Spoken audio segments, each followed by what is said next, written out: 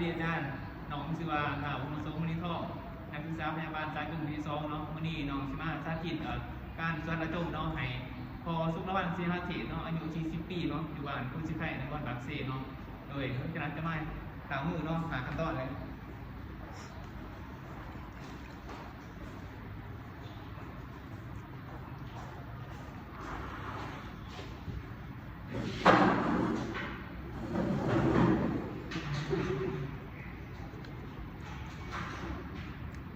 เดี๋ยวเราจะไป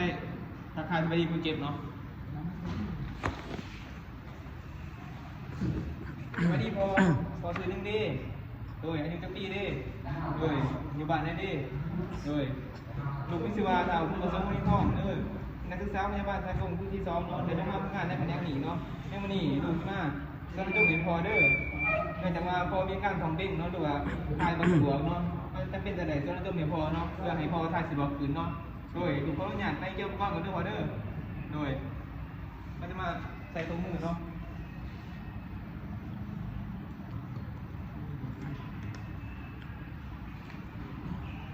เสียเ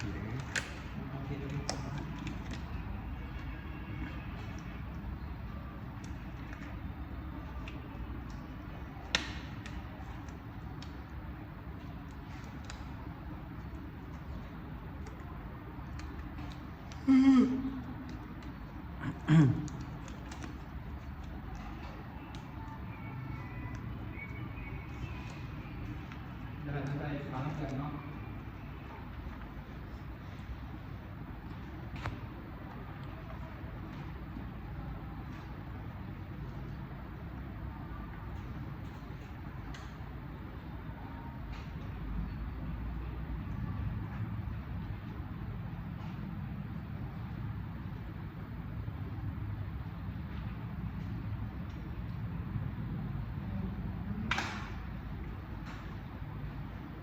ฟังเสียงเลยยังเขาเจ็บเลยโอนยานก่อนเด้อดูเพื่อนนะ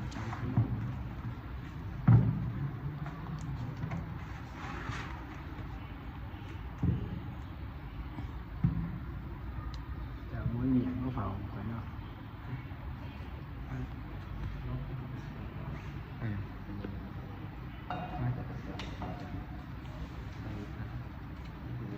ไม่ยังโอเคได้แล้วกับปลาตีนปลา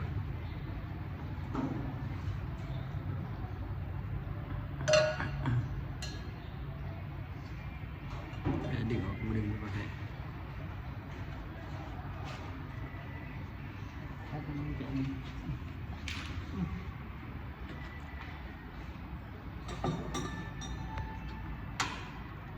ตะกี้ขาแซ่เนาะต้องใส่3 ตัว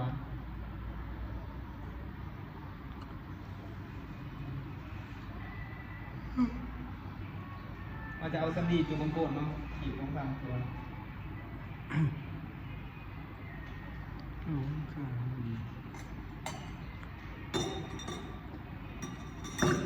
เดี๋ยวจะเอาวัสดินหยอดใส่ในขาแซ่เนาะ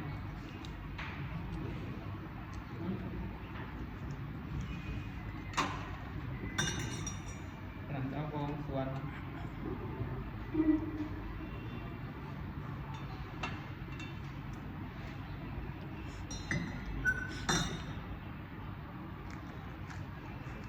สิ้นสูเนาะไม่อะไรไปขอข้างคนเจ็บเลยเนาะเขาอยากจะพอเด้อให้พอแน่นอนทางการแข่งเด้อเดี๋ยวกันสั้นค้างขืนจะพอเด้อเลยเขาจะมาอนามัยเนาะของสวนเนาะหัวสวนหัวสวนอาจจะปิดปุ่มไหวเนาะ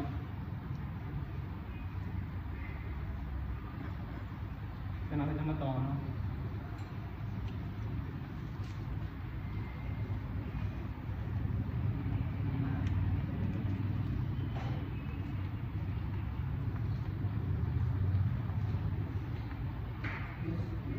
เดี๋ยวเขาจะมาอนามัยปัจจุบันคนเจ็บเนาะ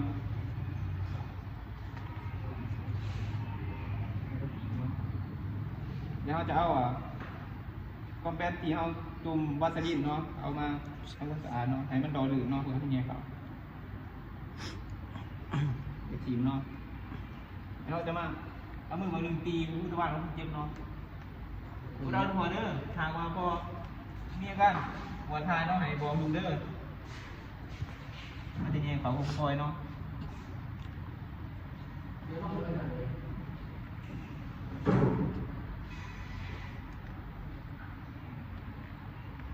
เดี๋ยวเขาจะเติมน้ำเนาะ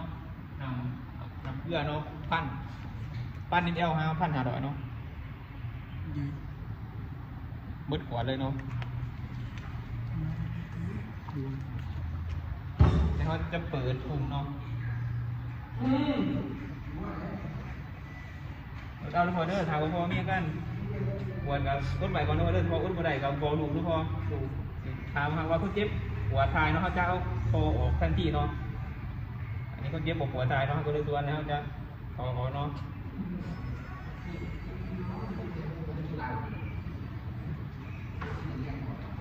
กันไหวก่อนเด้อพอเด้อ จะสักที่ดูสิ ไหวแค่ไหน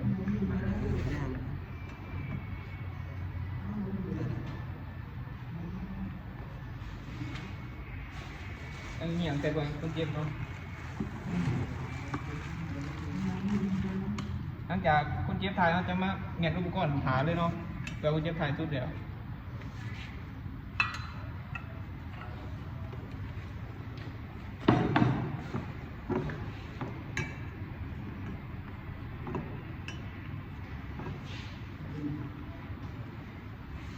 คนเจ็บทายสุดเดือนเลยเนาะมันจะมาไหนเจ็บนอนในทางที่สบายเกินเนาะมันจะเอาเจ็บอีกเนาะหรือเนาะไอ้ก็นี่อะไรไม่บ้างเจ็บก่อนเนาะเจ็บนอนในทางที่สบาย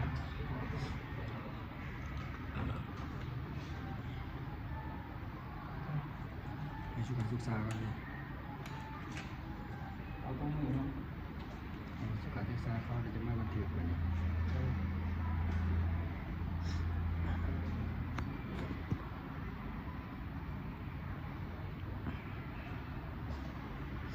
ท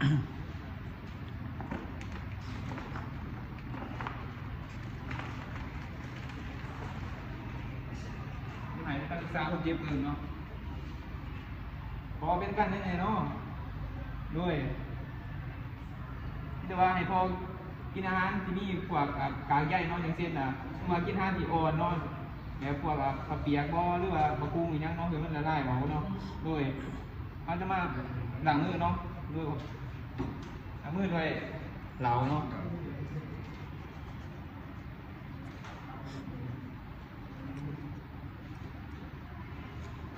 จากนั้นจะมาจดบันทึกเนาะ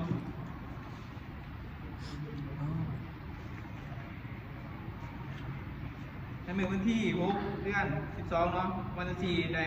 สนจงไหนพอสุนทรวันชีอาเตะอายุ40 ปีอยู่บ้านคุณสิไข่นครปากเซเนาะในสินสุดโอเพียงเท่านี้เนาะโดยขอบใจ